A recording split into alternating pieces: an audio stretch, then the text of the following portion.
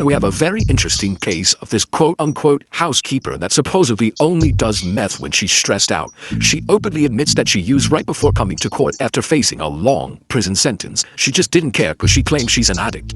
She was caught with over 20 grams of crystal and a scale. There's a co-defendant that was her boyfriend. She has kids. And then she has the audacity to argue with Judge Boyd over the amounts.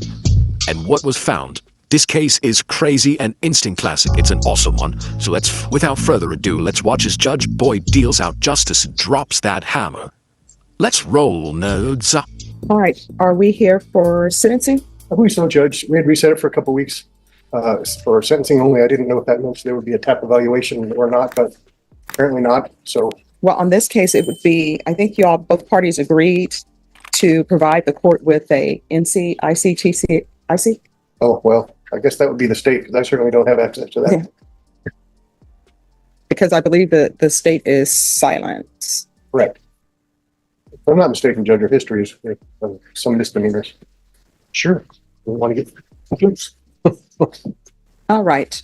Court is calling 2024 CR 5145, State of Texas versus Missy Anna Torres. Could I have parties announced for the record for the state? Robert Burns for Miss Torres. And are you Miss Torres? All right, you need to speak up so the court reporter can hear. All right, we're here for sentencing today.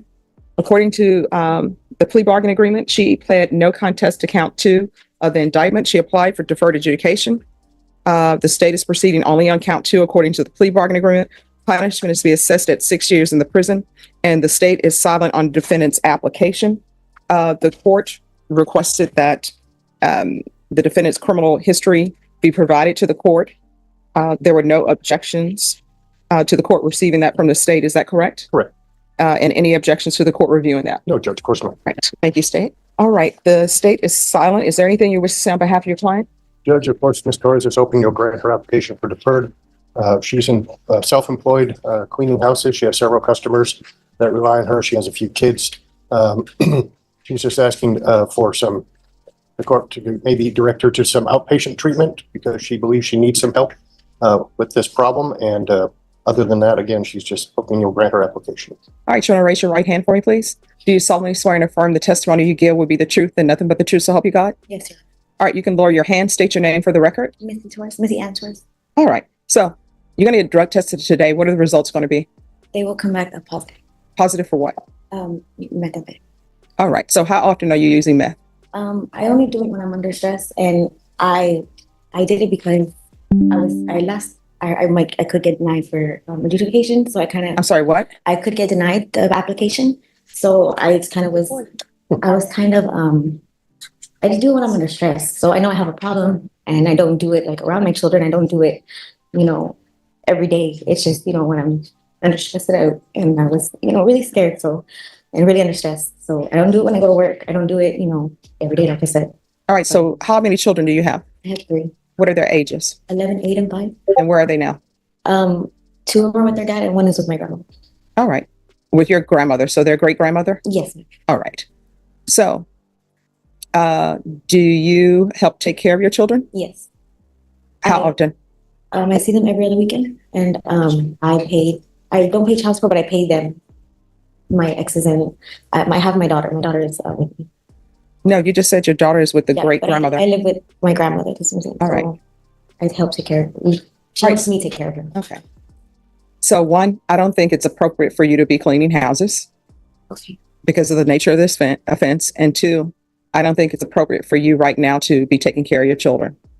That's why I'm asking for help, Your Honor. I'm sorry, what? That's why I was asking for help, Your Honor. All right, your help is not going to be outpatient treatment if I grant this application for deferred adjudication. So you're going into custody today. Okay. All right. So it's just a matter of what I'm going to do with you. I will tell you the court's issue, and if you want to address this, I know the state is proceeding on count 2 of possession, but she had a lot of drugs with her. No. So I don't understand, if you're working homes, then why do you have a scale with you? Because that's, according to this, you had drugs, you had a scale in your purse, and there were baggies totaling 32.0 grams. Well, Your Honor, I was a heavy user back then, and it was. Oh, you're not, I tell you what, I don't think, and if I'm wrong, correct me. I don't think you were using 32 grams of meth. It was it was only 28. No, you have meth here for 4.964 grams, and you also have meth for 27.459 grams. And what you pled to and count two was a possession 4 to 200 grams. So this is not a possession 1 to 4. So we're talking about 27 grams. And according to the stipulations, that what was found in your bag, it says, I searched her bag, and inside a Paris Hilton makeup bag box were baggies, a scale, and crystal-like substance inside a cut vacuum sealed bag. That's from your Paris Hilton makeup bag. So what I had, the meth was it was double bagged in a sandwich bag. So yes, I know it was 20, but it's because that was my personal. I didn't have any other. And last time I went, they tried to only give me which was 14 grams. So I had to. No, what I'm telling you is they said the baggie found in Robert's pocket tested positive for meth and had a field weight of 6.12 grams. That wasn't mine. No. I'm not saying that was yours. So the 6.12 grams that were found in his pocket, they're saying that was his. It was in his pocket. But the baggie, which was found in Missy's purse, tested positive for meth and had a field weight of 32.09 grams. Now, mind you, what they do in the field, I already know that testing drugs in the field are not legal for court. So I'm not considering the weight and what they said in the field. I'm considering what has been given to me for laboratory reports. So this was the professionals testing it, not a presumptive. And it says 27.459 grams was the net weight of the meth that you had in your Paris Hilton bag.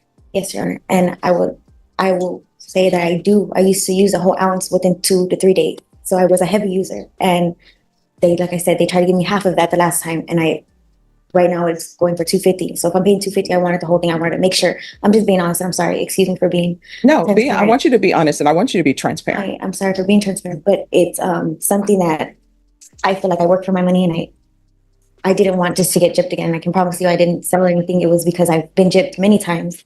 So I did get it. Now it was double bagged because I don't know, that's the way they gave it to me. I can't, and it is my mistake, and I'm taking full responsibility, but I wasn't selling drugs. I wouldn't have. Like I said, I have a job, and back then I was, a heavy user where I would just do it before work, after work, and I didn't have my children in my life. Now I do have my children back in my life, and I'm trying to be a good mom. So I thank you for, giving me an inpatient program. But no, I'm not saying I'm going to give you inpatient. What I'm saying is that you're not walking out of this courtroom today. Either you're going to be going to prison, or either you're going to be going to inpatient treatment. So it's very important that you be 100% honest with me, because I'm telling you, the state proceeded on a possession, but the amount of drugs you had and the way they were packaged, that's concerning for the court. So you're saying that you just bought a bunch of meth and you were saving it up for use? So I would use within 2 to 3 days. That was all my personal. Like I said, they tried to sell me half of that one time, and I went back to the same person, but I said, I'm going to wait myself to make sure I'm getting the right amount, because I'm an addict. I'm sorry, I am. And we're not. So you travel with your own scale? Well, at the time I did, because like I said, I've been gypped, and it's when you're an addict, that's all you think of, just how to get, make sure you're getting what you need. And honestly, I can see where I made my mistake, but I won't, I'm being honest with you. It was my skeleton measure. So my personal, that's it. And I don't know if Robert would tell you that was my personal as well. Like, I mean, I don't want to call him or anything, you can if you want to. But he would tell you that's why I used to pick every. I'm not going to be calling Robert, because Robert probably has a case of his own. Right. I'm saying Robert can tell you too. Within 3 days, maybe 2 to 3 days, really, it would have been gone, and I would have been back doing it again. Now I don't. It was kind of like a stress thing. And where did you get your drugs to use today before you came to court? Just an old friend. I hadn't talked to him since, and it was on Saturday when I knew it was, coming, and I guess I felt, Good. If I'd like to say something, I think the fact that she would actually go out and do the same drugs that she's about to get sentenced for in a couple of days, I think really speaks to the fact that she has a serious addiction problem that I think only rehab can treat. And if you decide that's ISF or SATF or SAFE, we understand that, but I think she really needs treatment. Okay. All right, this is what the court is there anything else for me this time? All right, this is what the court is going to do. I see that she hasn't been to prison before. I'm going to find her guilty, sentence her to 6 years in the prison, the therapeutic community. There's to be no contact with Robert Marble, give her credit for any time served, and I'll retain jurisdiction. Okay. And you can explain to her what that means. Did you review the document entitled Trial Court Certification of Defendant's Rights to Appeal with your attorney? Did you understand it? Because this is a plea bargain agreement, because I followed your plea bargain agreement, and because you waived your right to appeal, you do not have the court's permission to appeal. Do you understand? Yes, sir. Because this is a felony conviction, you're not allowed to own or possess any weapons or ammunition. If you have a question over what a weapon or ammunition is, you need to speak to an attorney. Do you understand? Yes. All right, we can go off the record. I'll tell her. So here's the thing. When I say that I'm going to retain jurisdiction, what that means is they're going to take you to prison. If you're following the rules at the prison, if you're working on yourself, because they have programs at the prison, your attorney can file a motion. It's called shock probation. Back when I was growing up, they would have scared straight programs. So shock probation is sort of a scared straight program. So hopefully when you go to prison, you will clear your mind. Yes. The drug use or the addiction that you have, the craving that you have will be lifted. And if you are doing what you're supposed to do at the prison, if there are no bad reports at the prison, when your attorney comes back for a request for shock probation, I will strongly consider it. So while you're at the prison, you have 180 days. That's when he needs to bring it back before me before that time period. So you're going to do 6 months. And if you are doing well, if there are no write-ups against you, then the court will strongly consider giving you probation. You understand? Yes, ma'am. So, well, I mean, these are going to be choices that you make. It's going to be completely up to you whether or not I strongly consider giving you probation. Your attorney will explain it to you further, but any programs that they have at the prison, like the therapeutic community, to address your issue, you need to take it. I know they have parenting classes at the jail. I don't know how long the transfer will be, but you need to take advantage of that. When you see people come before me and they've gone to anger management class, they've done parenting classes, they've availed themselves of everything at the jail and everything at the prison, that is what you need to do. You need to immediately sign up for it. If for some reason there's overcrowding and they don't give it to you, it would be better for you to have signed up for it than to just throw up your hands and say, I'm not trying. Do you understand? Yes. And next time, if you have a case before any judge, don't use before coming to court. You understand? But I do appreciate your honesty, but you're going to have to get your life in order. Otherwise, children is going to be without their mom. You understand? Yes. All right. Good luck to you. You're welcome. Thank you.